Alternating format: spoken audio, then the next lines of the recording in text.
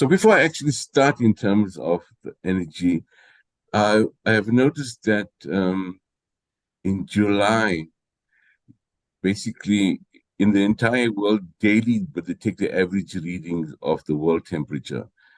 And the highest, the world temperature actually received, the average world temperature was about 16.95. But in July this year, in the first week, the temperature record actually broke 3 times from to 17.01, 17.05, and 17.15. So just in one single week, the temperature of the world actually increased and broke records. So those who don't believe that we are in serious issues, I mean, the world is actually experiencing climate. You can see fires from Hawaii to Canada to Italy. There is something going wrong with our Earth. And if you look at the huge temperatures in the USA and in the Mediterranean countries, I mean, the temperatures are really soaring. There was an earlier question which asked about greenhouse gases. Greenhouse gases is very important for the Earth because greenhouse gases actually keep the temperature within the Earth.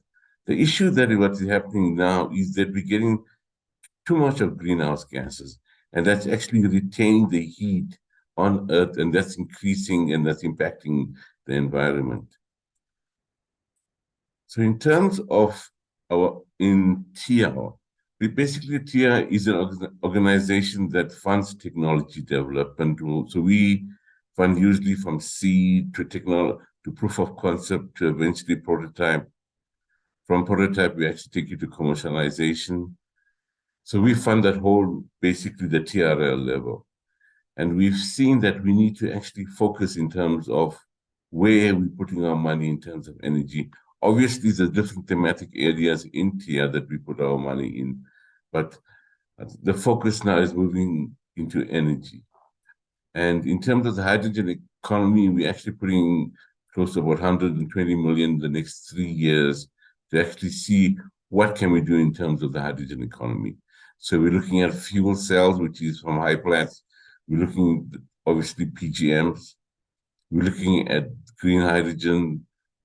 There's obviously green and gray and blue hydrogen, but the focus now is on green hydrogen. And we've been speaking to various players in the market to see how we can support technologies to actually bring the whole green hydrogen economy growing in South Africa.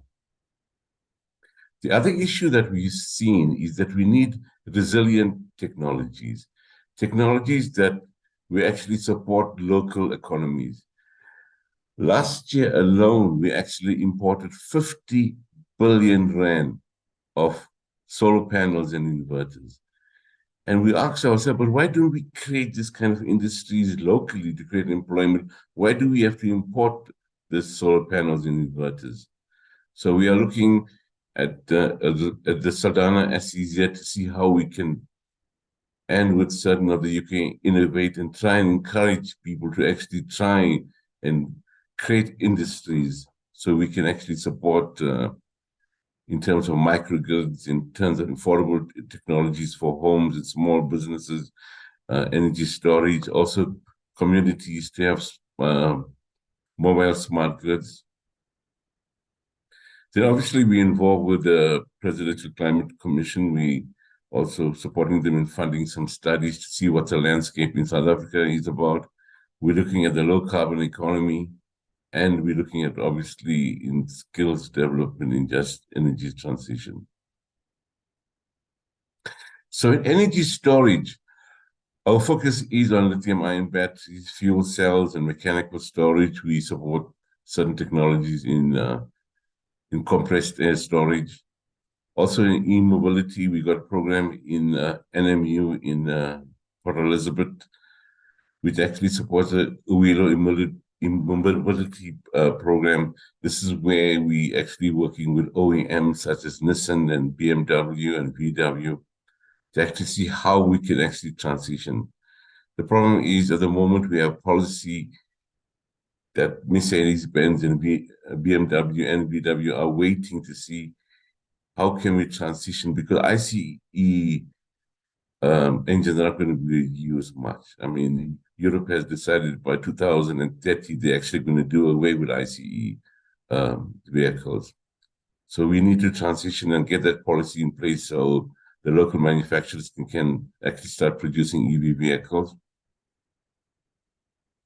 What's holding us back in South Africa in terms of EV vehicles? I think in terms of the storage and the charging infrastructure, I think we've got close to about 400 recharging stations. That may have increased, but if you look at European countries, I mean, they have 10,000 charging stations and per country. So we really need to move there. And the EV market has really taken off slowly in South Africa. So we need to actually try to see how we price that. We're speaking to the manufacturers about that. So the whole innovation hub in terms of TIA, we've got the hydrogen, we've got the e-mobility, we've got the waste to energy, we've got the energy management, obviously with the just energy transition, the PCC, and also with stakeholders and with skills development. So you may wonder what type of technologies we support in TIA. So there's, first of all, but there's the CSP technology that we supported many years ago. In fact, this was one of the first CSP technologies where we use mirrors and we actually transpose that heat into a molten salt, and that actually heats up. That could be used later to generate steam and actually start turning the turbines to produce electricity. There is a CSP plant being built next to Katu. In fact, I was there last week. I didn't actually visit the CSP plant, but we were just passing by. So the other technologies we support is brave foil, which in terms of the wind turbines, it's a special design that actually changes as the wind condition changes. So basically, they follow the structure of how an eagle does. So it increases your outputs, and also it varies according to the wind ratio. In terms of balance cell, we know that, I'm sure most people that have got vehicles, you would know that batteries, certain cells die off, and then you would actually get rid of the battery. So we've got a balance cell technology that balances the charging and the discharge during the everyday use. So you can actually control to see which cell is beginning to disintegrate. So this whole battery management system. So that is some of the technologies that we support. The wheeler program, we've got that supporting, and that's basically the only battery certification facility in South Africa. We've got various kickstart projects with the Golden Arrow bus infrastructure, which we put charging stations there. We're also working with UJ, where they actually retrofit your ICE vehicles that in internal combustion engines. When you come in there, they actually replace that with EV. We've got various technology with Solzen for ultra capacitors. We're looking at SAMAC in mobile air conditioning. Also, Kaius, in terms of storage. So the Technology Innovation Fund, we funded about 231 million worth of projects at the moment. We've got 3 active dispersing and 14 basically non-dispersing, but they are still being commercialized in the market. So this looks our portfolio analysis. But I think the crux of what my topic today is on commercialization. So basically, commercialization is transforming a new product or service from conceptualization stage to actual sale. And we've noticed that there is a lot of technology development happening in South Africa, and there's a lot of research, but very few products actually go out in the market. And I think that's close to about 5% of all the money that we spent in developing technologies, developing the IP. But so we actually moved in TIA that we're trying to commercialize technologies. You can have the best IP or the best ideas, but if you do not take it out into the market and there's no exploitation of the market, then you got a serious problem. So in commercializing your innovation, you could actually license it to an industry partner, you could license it to an existing startup company, or you get SME means who says, okay, we will actually produce the product ourselves and sell it ourselves. So obviously in the commercialization assessment, we always got to see what problem the technology solves. And I think a lot of people, and we've seen it over the years, that people got some great idea in their head, and they come back and say, man, this, as soon as it's produced, people are going to buy this product like crazy. But little do they realize, and we've seen that many times, that when they go out into the market, they're actually disappointed that nobody actually wants to buy the technology. And we've seen in our visits to various countries that the really successful entrepreneurs are the ones that actually go out to the market and request from the customers, what is your need? How do we solve your need? And what is your problem? What is your issues? So you also got to ask what are the existing methods out there, the solutions with the same problem, and how your invention is going to be different or novel. I think also it's important to see what the existing and potential areas of application your technology is going to be in. So that is where your technology assessment comes in. The very important part is the market assessment. What benefits does the technology present for each of the market application? Because he's producing something that has got no relevance to the market. Also, you got to realize what are the market opportunities that exist, and how significant are they, and which market to actually pursue. And I think a lot of people always got brilliant ideas because people think they've got ideas that are going to solve this whole issue of in terms of electricity in South Africa, in terms of load shedding. We've got great ideas. Let's try this, let's try that. But you've got to really see whether it's actually going to work in the market and what the market need is. So in terms of the patent landscape, you've got to find out, are there similar patents or applications that exist? How mature is your patent? And what other complementing patents or technologies that can embrace your final offering? So in terms of the technology route, it's very important to see what routes are available to you. As I said, it could be a route. You could go to an established producer of the product and say, could you produce my product and I could license it to you, or you could go on your own side. So when I actually made this presentation, everyone is going to complain and talk about the climate or about load shedding.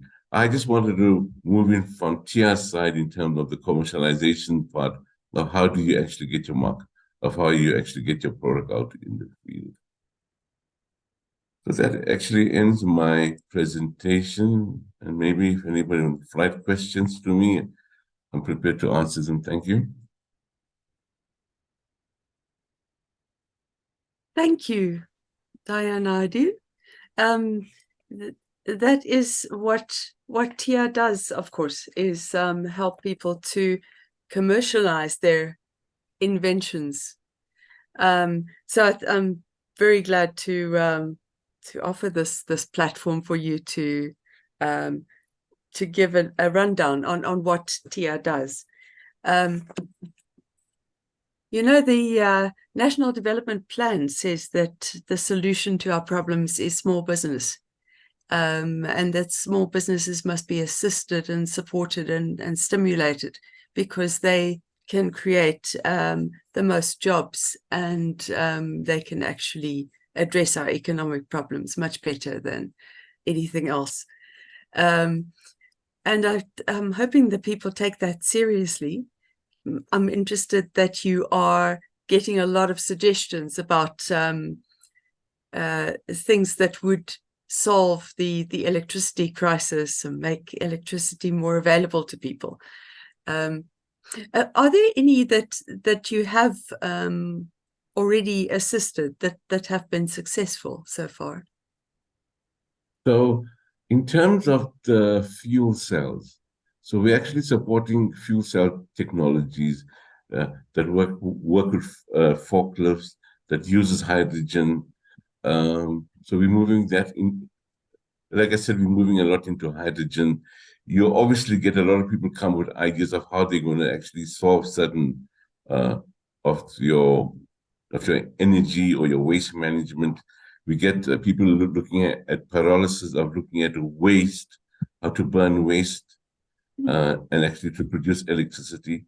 So I was in Netherlands in December and we visited a couple of these plants.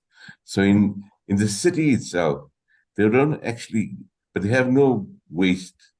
So, but these wastes are incinerated, and they actually used to produce methane, which is used to produce electricity. So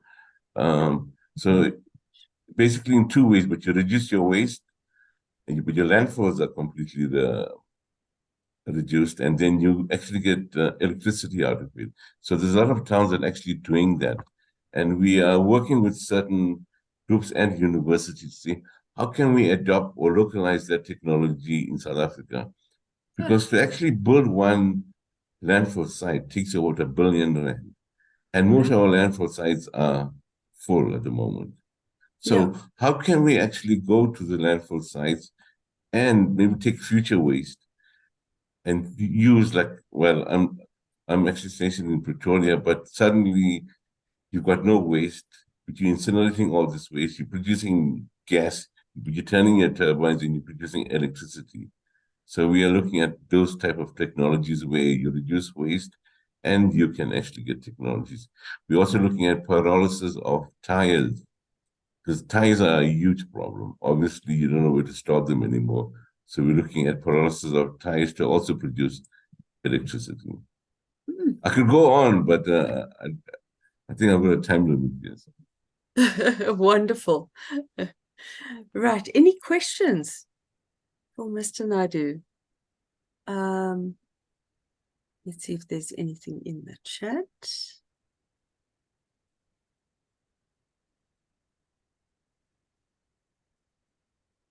Don't actually have any questions there.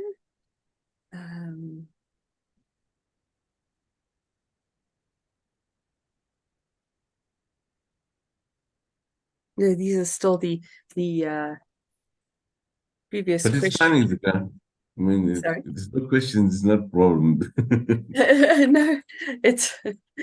I actually want to ask you about the Saldanha SEZ. As people probably know, these are special economic zones, and the Department of Trade and Industry and Competition has established special economic zones across the country where growth is stimulated in particular industries. Could you tell me a bit about what TIA is doing there? So it's just exploratory talks we had at the moment with UK Innovate and with the SEZ there. And this talk, so we said, why don't we actually create industries within South Africa? Because we can't import 50 billion rand per year, and that just last year alone of solar panels and inverters. And when we can't create an industry in this country here and batteries.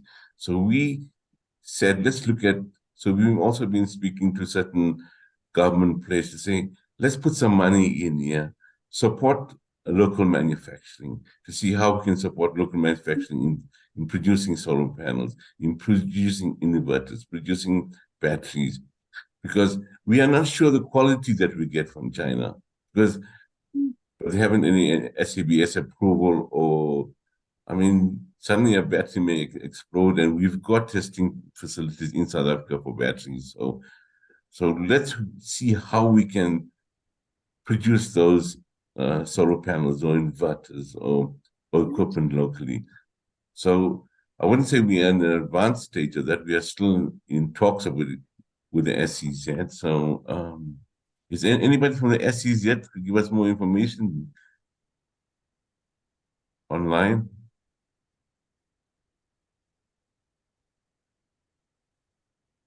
no one is responding. Maybe they will eventually, you know, post something in the chat. But there's also the issue of the energy that is provided to special economic zones. Do you know about what's happening there? I think people are exploring how they can get off the grid in their economic zones. So, yeah, I think a lot of them are trying to move into wind farms and perhaps solar panels, to use solar panels and to use maybe like the waste to energies. So there is a move towards that to actually support and to have, I won't say to go off the grid completely, but to actually support their own development. And I think a lot in South Africa, because if you look at the amount of solar panels that we bought for the last couple of years, we're actually producing about 4 gigawatts in terms of renewable electricity in South Africa. And that's helping Eskom a lot in terms of that. And each year it's increasing. And I think it's going to, or this year the plan is that it's going to add another 2 extra gigawatts. So people are moving into renewables and they're getting off the grid. And I think Eskom eventually may have that issue to say one day, but we need to actually charge somebody because but they're losing a lot of income. And most of the income generated by the municipalities obviously is from the sale of electricity. Yeah. And so municipalities are losing their income. Obviously, Eskom is losing their income as the private sector and industry. Industry is a big time is actually going into getting their own power. You look at Goldfields, you look at Anglo American, they're actually building their own solar panels. And I think Goldfields went up to 150 megawatts. Gosh. The trouble is that solar panels do cost a lot and renewables are very expensive, but they are getting cheaper as things go by. Right. Okay. There's a question from Dr. Sitati. Do you have any projects for waste management of solar panels post-usage? So last week, we actually discussed this at the Northern Cape in Katu. So because there's a lot of panels there in the Northern Cape with the solar panels, there was talk about, and there's another company that we're actually sponsoring or funding, eWaste Africa. They actually are in the plans of that once the panels actually get exhausted, they will find ways of actually trying to get rid of these panels in a safe way. So a lot of people are coming up with ideas, but I mean, if you can come up with a great idea and in our due diligence, if we feel that's a viable, sustainable, and feasible technology, we will support them. Mm. That's a definite need, I would say. Yeah. So you can see people already thinking ahead that post panels is a business opportunity. So yeah. but you need to get your innovation juices working in this. Yeah. This area. Excellent. The potential is here for us to actually create industries, and I think we are there to support any ideas that do come. Right. We've got 2 minutes. Can I quickly ask you about hydrogen fuel cells? So you're doing a lot in that regard, some research and development. How promising is it? Is it something that we can look towards and invest in? So the government, in terms of HyPlant and HySA, has been supporting this program for close to R1 billion so far. And we are at a very advanced stage. We actually produce MEAs, we produce with the fuel cells. So we are very advanced in terms of fuel cells. I think compared to the world, we can actually we are using fuel cells at the moment with hydrogen. So we are in a very advanced stage in South Africa. So that money didn't go to waste. We actually I think we are in a very advanced stage in terms of fuel cells in South Africa. That is fantastic to hear, indeed. So that can be one of our clean energy sources. Definitely. I'm very glad to hear that.